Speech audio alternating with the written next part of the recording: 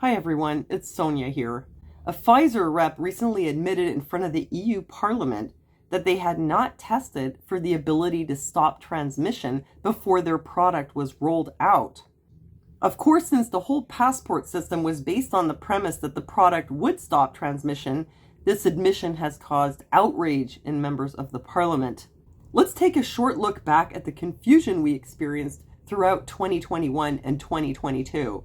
There's certainly breakthrough infections. Breakthrough infections mean you have been vaccinated, but you still get infected. But the critical point is that I think 7 out of 8 or 8 out of 9 of them had no symptoms at all, which means it is very likely that the level of virus in their nasopharynx is low and they won't transmit it. And the data that they reported indicates that if you look at the level of virus in the nasopharynx of a person who's vaccinated and has a breakthrough infection, and compare that to the level of virus in the nasopharynx of an unvaccinated person who's infected, they're essentially equivalent, which would go along and underscore the fact that vaccinated people who do have a breakthrough infection are clearly capable of transmitting the infection to an uninfected person. Our vaccines are working exceptionally well. They continue to work well for Delta with regard to severe illness and death. They prevent it. But what they can't do anymore is prevent transmission. Is there hope, or better yet, data, that getting this third booster shot could actually prevent transmission? So there's actually hope. We don't have data yet. We do know that the higher levels of protection, certainly in the Alpha variant, resulted in less transmission, and we have not yet seen the data, but we are hopeful that the booster will not only protect you, give you a higher level of protection, not just against the Delta variant, but against a broad range of variants, but it might also decrease the level of virus that you have and make it less transmissible. We want vaccines that are infection blocking and long duration, which today, the vaccines have saved millions of lives, but they don't have much in the way of duration, and they're not good at infection blocking.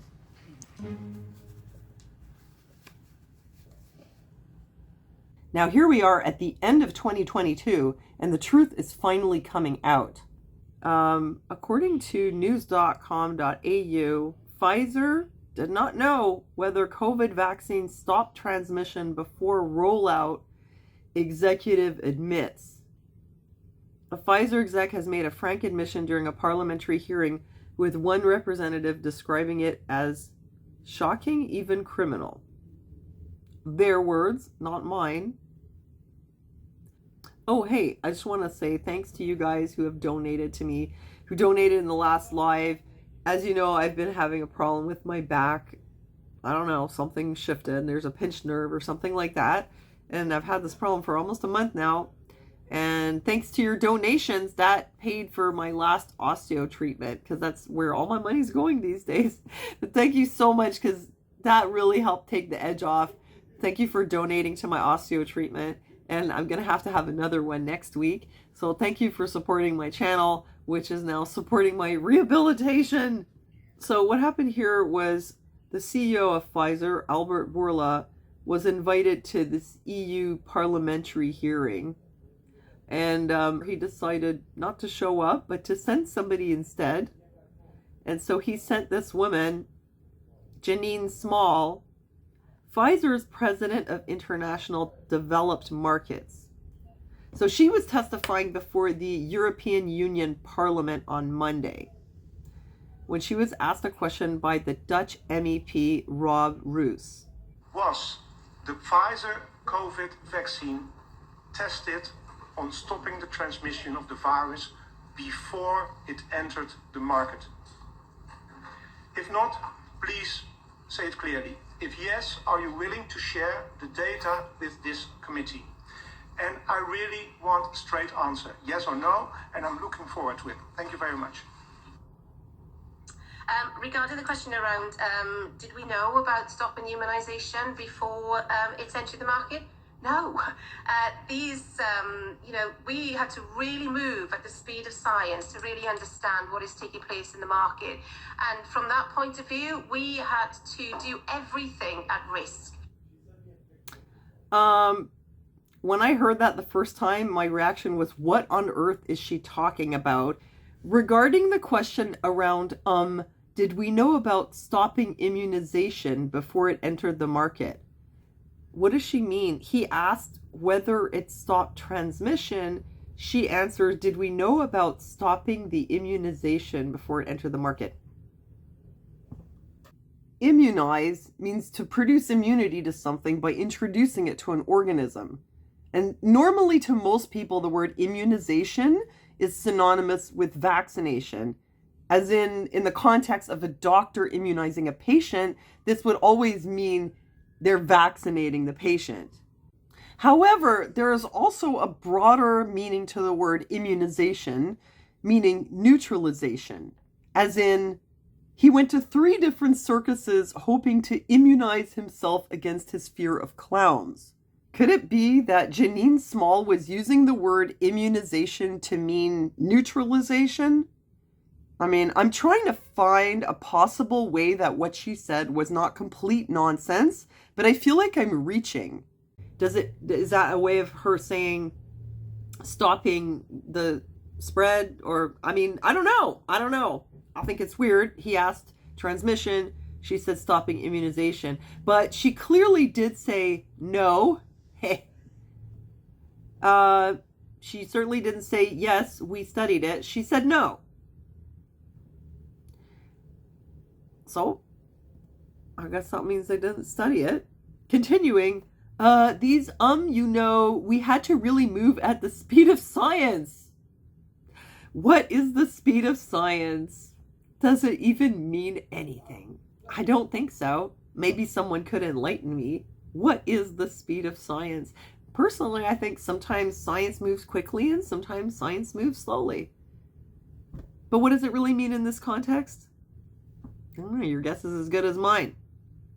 I personally think that those phrases, trust the science and moving at the speed of science, as someone who studied media and marketing, to be honest, I think though those are just marketing slogans that don't actually mean anything.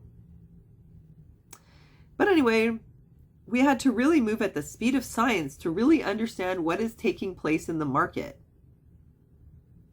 Interesting how she talks about this from the point of view of the market. It's not really very scientific lingo. It's more like marketing lingo. Using that term, not the population, but the market. And from that point of view, we had to do everything at risk.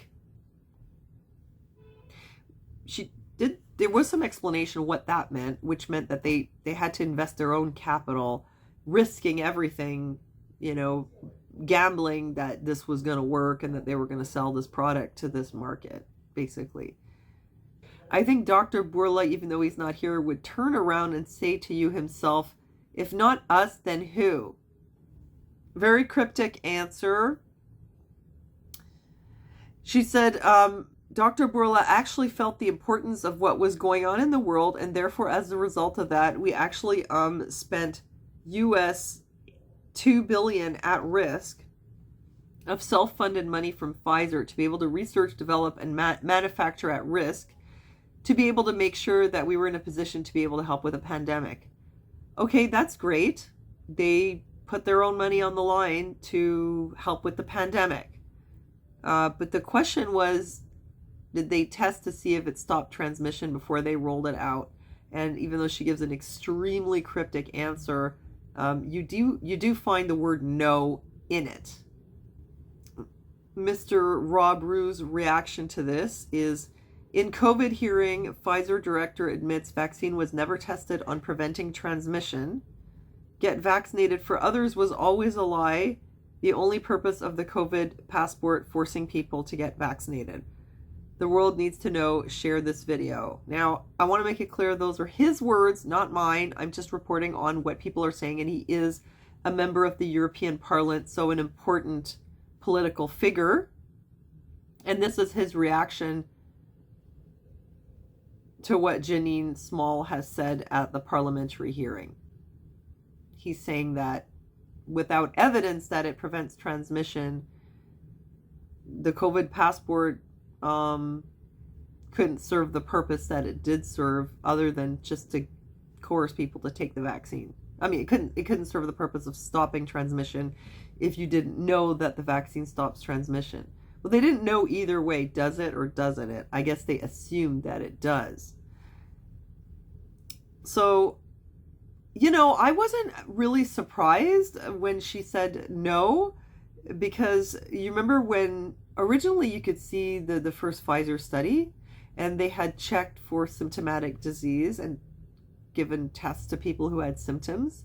On March 11th, 2021, this was published in Reuters, stating that Pfizer's data suggests vaccine was 94% effective in preventing asymptomatic infection.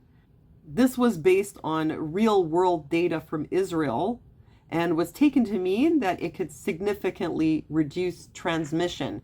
However, they said Pfizer did not provide further details on its analysis of asymptomatic infection. And Israeli researchers said further study was needed on asymptomatic transmission among people fully vaccinated because they're less likely in Israel to be tested for COVID-19. And of note, this of course was after the vaccine had been rolled out and after the COVID passports had been rolled out in Israel. Then when the FDA forced them to share all their documents, a lot of people looked them over, and there was nothing in any of those documents that showed that they were checking whether it prevented transmission. As in, I've seen this before with other vaccines where they would give it to a person and then see, does it prevent household transmission? You know, there would be ways to check for if it reduces or prevents transmission, as in not only testing the people who received it to see if they get infected, but then also checking if they did get infected, did the people around them get infected? It's weird because I saw that there was some studies about household transmission that came out later that were favorable earlier in the pandemic. I don't know about now. That it did transmit, but it was a little bit lower. The transmission from the vaccinated to the unvaccinated apparently at the time was a bit lower. But anyway, it wasn't Pfizer who did those studies. And that was with, I think, the original strain and the Delta. And so in this, I mean, now we're in a completely different era.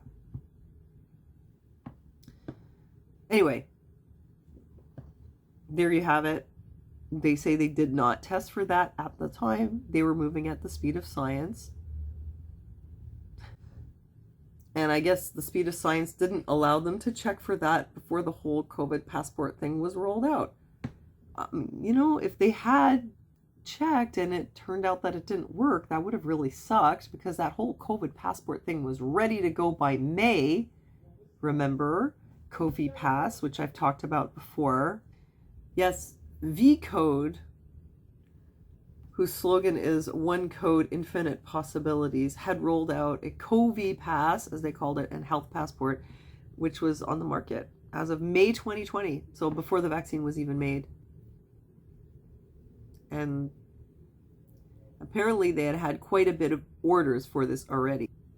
So I'm not commenting on whether the vaccine prevents infection or transmission. I'm just saying when they rolled that out, they were assuming that it would, and then implementing it, assuming that it would, when they hadn't actually checked for that yet. So now that's basically confirmed by the representative from Pfizer.